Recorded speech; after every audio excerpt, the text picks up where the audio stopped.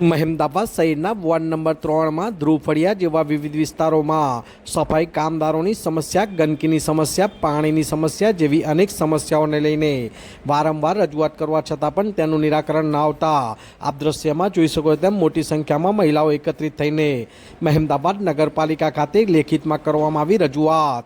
આવનાર સમયમાં સમસ્યાનું નિવારણ નહીં આવે તો ઉચ્ચ કક્ષાએ રજૂઆત સાથે ગાંધી ચિંધ્યા માર્ગે અને હલ્લાબોલ કરવાની પણ ઉચ્ચારાઈ ચીમકી. વિરાંગ મહેતા, મહેમદાવાદ. શું પરિચય છે આપનો? મારું નામ કાશ્મીરાબેન ત્રિવેદી છે. હું ધ્રુવફળિયામાં રહું છું. આજે ધ્રુવફળિયા અને આજુબાજુ વિસ્તારના સ્થાનિકો મહિલાઓ મોટી સંખ્યામાં નગરપાલિકા ખાતે એકત્રિત થયા છે રજૂઆત કરવા માટે. શું સમસ્યા થઈ છે અને શાની રજૂઆત કરવા છે? અમારી પોળમાં વોર્ડ નંબર 3માં સફાઈ કામદારની સમસ્યા છે. તેઓ કેટલા દિવસથી કચરો અમારો અમુકનો લે છે, અમુકનો નથી લેતા કે છે મારી પાસે ગાડી નથી અને ગાડીવાળો પણ હમણાંનો આવતો નથી. એના માટે અમે બધા આખા વોર્ડ નંબર 3ના બધા ભેગા થઈને બધા લેડીઝો અમે અહીંયા ઘડી ફરિયાદ કરવા ચીફ ઓફિસરને અને પ્રમુખ સાહેબને કહેવા આવ્યા છે. બધા અમારી સમસ્યા એ છે. અમારા પોળના નાકે ધ્રુવફળિયા નાકે સ્ટ્રીટ લાઇટ પણ બંધ, કેટલા દિવસ 15 દિવસથી બંધ છે. તો લાઇટ પણ નથી. રોડ ઉપર જનાર આવનારને, મંદિરે જતા આવતાને કોઈ બધા ખાડા પડ્યા છે તો કોઈ પડી જાય તો એની જવાબદારી કોણ?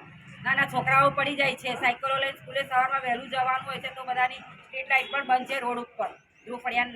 તમે આ લેખિતમાં રજૂઆત કરવામાં આવ્યા છો, કોને રજૂઆત કરી? અમે લેખિતમાં લખીને આવ્યા છે, સીએસ સાહેબને આપવા આવ્યા છે. અમે બધા ચીફ ઓફિસર સાહેબ.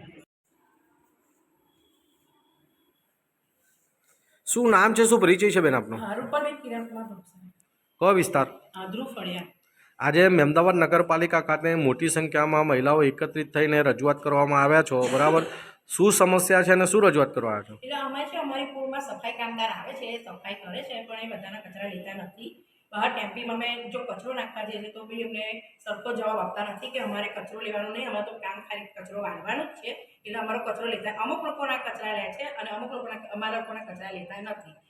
ગાયનો બગાડ હોય, કૂતરાનો બગાડ અમે કંઈ એ બી ઉપાડતા નથી. પૂરમાં પથ્થરના બધા એ બ્લોક ઉતરી ગયા છે, પાણીનું નિરાકરણ છે, એ બધી તકલીફો થઈ છે. પણ એ લોકોને અમે કહીએ છીએ પણ કોઈ જાતના પગલાં લીધા નથી એ લોકોએ.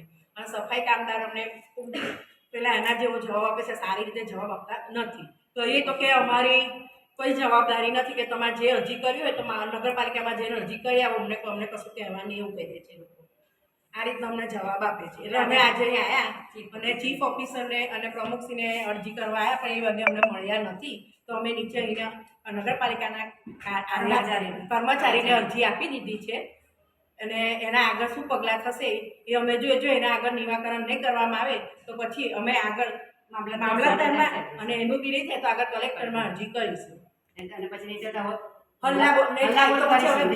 ધ્રુવફળિયાની મહિલાઓ અહીંયા નગરપાલિકામાં હલ્લાબોલ કરીશું.